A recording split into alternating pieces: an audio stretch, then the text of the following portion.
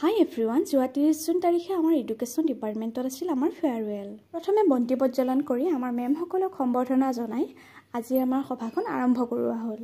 আৰু ইয়াৰ পিছতে উদ্বোধন কৰোৱা হ'ল আমাৰ ডিপাৰ্টমেণ্টৰ তৃতীয়খন হাতে লিখা আলোচনী ঐক্যতা। ইয়াৰ পিছতে আমাক সকলোকে চাৰ্টিফিকেট প্ৰদান কৰিলে আৰু এয়া মই চাৰ্টিফিকেট ললোগৈ।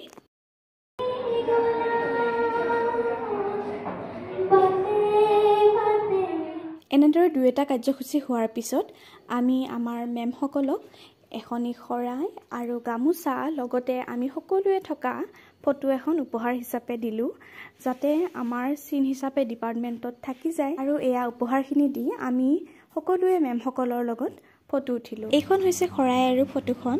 ইয়াৰ পিছতে দিলে আমাক পেকেট লাঞ্চ, চিংৰা আৰু মিঠাই। তাৰ পিছতে আমাক সকলোকে মনৰ ভাৱ দুই এষাৰমান ক'ব দিলে। আজি ময়ো সাহস কৰি দুআষাৰমান ক'লোগৈ বাৰু।